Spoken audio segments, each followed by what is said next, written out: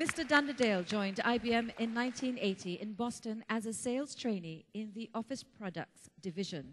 He held various sales positions in Boston, calling primarily on insurance and financial services customers. He became Vice President of Worldwide Sales for the Lotus Collaboration Portfolio and WebSphere Portal. In July 2004 and June of 2009, he was named to his current position. Ladies and gentlemen, Mr. Dunderdale. Thank you. I didn't know they were going to do that. My first job in IBM in 1980 was selling typewriters. Does anybody know what happened to the typewriter industry last month? Sorry, Cordelia? No, not Selectric typewriters. The last plant on the planet manufacturing typewriters closed last month. So the typewriter industry is now defunct. So a major change, and it was brought a tear to my eye. The conversation this morning was a bit of a microcosm about what we've experienced over the last 31 years. I joined IBM almost 31 years ago, the 21st of July. What we're seeing the last few years is really breathtaking. Cordelia mentioned 1 billion transistors per person. 18 months ago, one of our senior executives, Nick D'Onofrio, who has since retired from IBM, said in a matter of a decade there'll be more transistors on the planet than there will be grains of sand. So with the proliferation of devices, transistors built into everything we do, RFID tags, GPS systems, there is an extraordinary accumulation of data that's happening. 33 million servers installed worldwide. The average capacity running is about 25% utilization. 15% of all servers are never used. They're plugged into the wall, sucking electricity out, and never used for any application data. 1.2 zettabytes of data exist today. A zettabyte is 1 million terabytes. Only 25% of the data that sits in the universe is unique. 75% of it is duplicate data, copies, etc. How do you manage through all this? Ross talked this morning about the upheaval going on in the economic environment. I was actually an economics major in college, and I'm fascinated by some of the data. We're moving towards a global economy at breakneck speed. Companies in Vietnam competing against Wall Street companies. It's fascinating. And you as CEOs and CIOs and key contributors in your organizations have unbelievable things to wrestle with. The number of devices is expected to reach 1 trillion within the next decade. I carry 3, 4, 5 devices myself. 2 Blackberries, a Kindle, ThinkPads, everybody's got iPads. Things are going on all around us. Since the mid-90s, IBM has been doing surveys about every year. About 12 to 18 months, we do a different type of survey. For the first decade, we were surveying about 3,000 CIOs to see what was going on in the information technology industry. I joined Tivoli when we acquired the company in 1996, and back at the time, 3 or 4 studies running. The biggest problem that companies like yours had was managing the infrastructure. I keep buying all these PCs, every PC costing me $4,000 or $5,000 US a year to manage. How do I do that? Then over the last decade, we've seen an interesting transformation in the content of the surveys and the feedback we're getting from our customers. 4 years ago, we started to do CEO surveys. So the CIO surveys, generally about 3,000, 3,100 CIOs from around the world. IBM customers, not customers, small businesses, medium businesses, etc. But 4 years ago, we started doing dedicated CEO studies, just executive officers, CIO, face-to-face meetings, and going through a number of questions. Last year, we did 1,500 different surveys. 30 of them were done in ASEAN. I'll show you some of the differences in the data that we saw worldwide versus what happens in this part of the world. In 2004, it was your turn. Revenue growth is the #1 priority. Responsiveness is a key compliance, improving internal compatibilities. We went through an environment where we were leveraging infrastructure. We were combining architectures, solidifying application platforms, reducing the number of networks, etc., reducing a lot of server consolidation in those days. In 2006, key findings were business model innovation matters. External collaboration is indispensable. People started to use interesting tools to collaborate with customers and suppliers. And innovation must be orchestrated from the top. The CEO knows all and wills all, and determines innovation and leadership for the entire organization. Obviously, that's a little bit of a stretch. 2008, Enterprise of the Future. Hungry for change, demanding customers as an opportunity to differentiate. The thirst for information as a consumer is differentiating the suppliers that I choose. Different extensive business model innovations, and moving toward global business designs, using suppliers to reach customers all over the planet.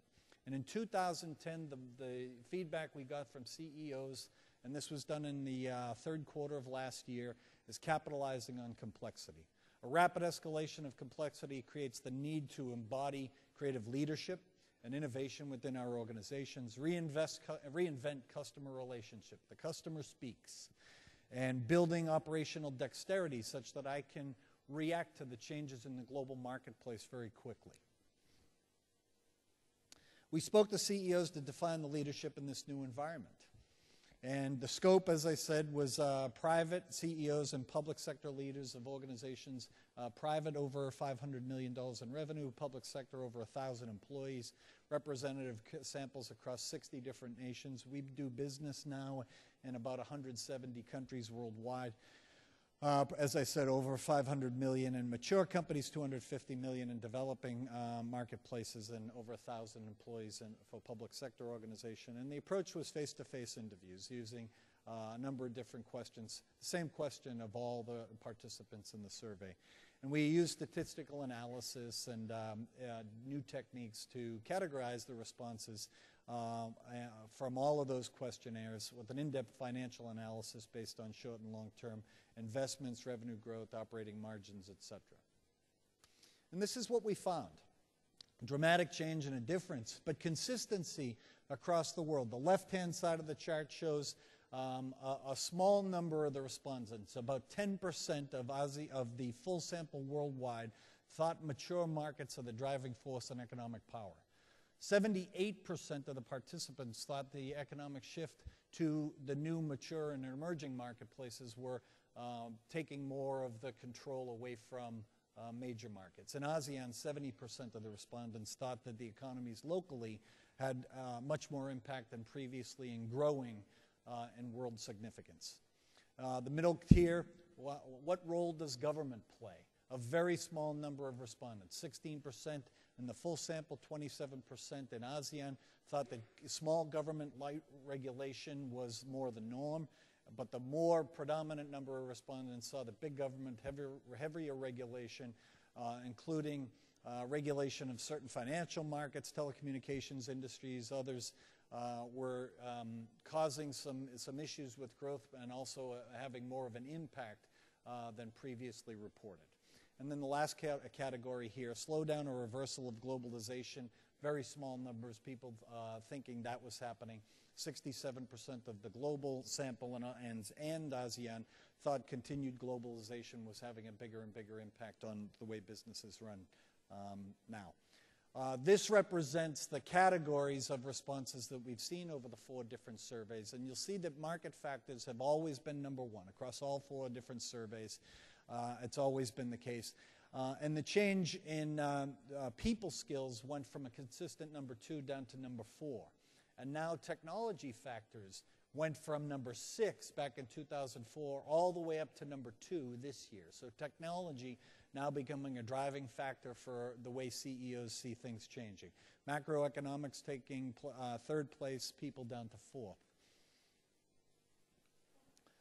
And the vast majorities see the new economic environment being distinctly different, more volatile, 69% worldwide, 77% in ASEAN, a more volatile economy, faster changes, faster leadership and innovation required, more uncertainty, just not being able to tell what happens into the future, more complexity, multifaceted, global, interconnected economies with all the technology advancements, and structurally different.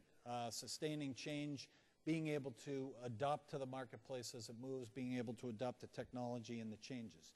The CEO quote at the bottom here from a CEO in the Netherlands, last year's experience was a wake-up call, like looking into the dark with no light at the end of the tunnel. And when you see the light, you hope it's not a train coming at you. 5 factors that add to the sense of uncertainty and volatility. Industry transformation being the one. In ASEAN, 83% of the 30 CEOs that were queried versus 62% of the worldwide respondents thought that the transformation in industry was critical. Information explosion, consistently over 60%. Sustainability, short cycle times, talent shortages, as Ross talked about, talent becoming more and more critical. What differentiates companies? Of all the 1,500 companies that were surveyed, who are the best and what is the differentiating factors for those different companies in terms of success? Embodying creative leadership, allowing employees to innovate, collaborate together, but not only internally to find the best solutions for business processes, but externally with customers, suppliers, business partners, etc. Reinventing customer relationships. I had a terrible experience on the phone last night with Amazon. My Kindle will not hold a charge, and they refuse to replace it despite their warranty saying so. And customers like me, suppliers like Amazon, making decisions like this for ongoing access to my pocketbook because I read heavily, especially on airplanes, and I like having a Kindle. But reinventing customer relationships to understand the way people buy and to understand the way marketplaces work. And building operational dexterity, simplifying operations and products to better manage the complexity, using new strategies, new technologies to be able to react to markets. And taking advantage, embodying creative leadership, reinventing relationships, building dexterity, and the chart gives you some excellent examples of how customers look at how things are changing and some of the tactics that we need to use for the future because of all this economic and technology uncertainty. With that, I will reintroduce Ross, and we're going to bring the panelists up, right? Yes. Thanks, Okay. John.